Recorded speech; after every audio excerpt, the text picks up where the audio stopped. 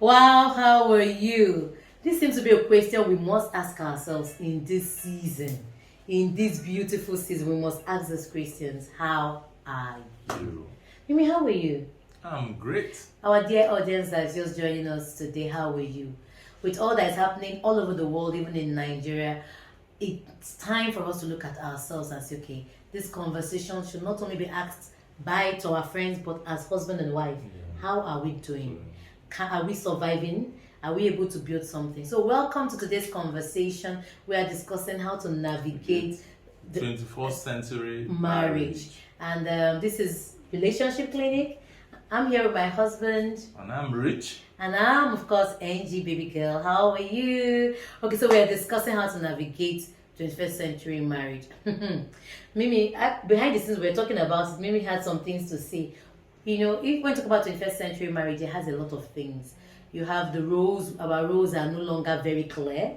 You know, the man is working, the woman is working. Short. Sometimes the wives even earn more. You know, I work more. Oh yes, exactly. I still have to take care of the home. Yeah. In short, there is some people now they have stay-at-home fathers. We have it's now an option. You can be a stay-at-home father. You can be a work from home. Oh, beautiful! I like that. You know, we have questions. Finances is one of the core areas. You know, we talk about living space. How do the rent is something else now. The bills seem to be piling. You know, how do you manage children with social media, telling them things about themselves? They are questioning themselves. I mean, what do you have to say? And the pressures within the society have turned the values of marriage almost apart. So, you don't have time to see each other to analyze on what you want to do. And the whole thing is it's recurrent now, getting more. Our times are being choked up with all kind of things. And the pressures that many people, I think the world expects perfection when there's nothing perfect about the world. So how do you actually navigate and still build a home that you can look up to and say, okay, I'm proud of what I've built? So number one thing we want you to look at, husband and wife, is, before you look at it, don't forget to subscribe. Have you subscribed? I'll try it now. Subscribe and send information out. Share this with friends, comment, let's learn together. You see, if you build your home and your neighbor doesn't build theirs, your child might marry them. So better share. So that we can build with vigor. So in line with that, I want to remind you, I want to look at steps of navigating this marriage we all have. Number one, do not repeat your parents' don't replicate your parents' kind of marriage. It won't work. Their times and seasons are totally different. Then the wife will just keep quiet or speak a little bit. The man will work from morning till night. Food is on the table. Right now, you can come back from work, nothing's on the table. We watched the movie yesterday night. And you're wondering, what's happening here? So, now that doesn't make it right, but we need to discuss this. Because it's going to happen. If she's coming back late, the transport, the what do you call that in traffic on the road and all. So how do we talk about it? So number one we have said is do not replicate your parents' marriage. Understand the principles that have ruled your marriage. Then take it and build your own unique marriage. So what are the principles of marriage? Number one, there must be communication. Yeah, go back to the drawing board and discuss where you are at now and where you want to get to and what are the steps to get to that place. Exactly. It's very, very important.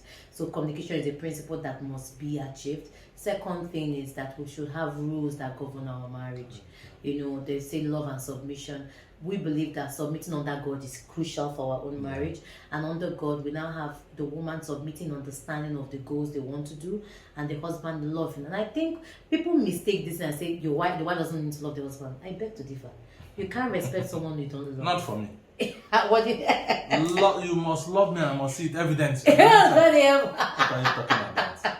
I said, wow. In this current generation, you must be asleep if you are saying love is not important. So, I want to correct that. You must learn that love is both ways, but it's more important to our husbands to love us, or both parties should love each other. See, my husbands are ruling, and then we must submit under God. Both parties should submit.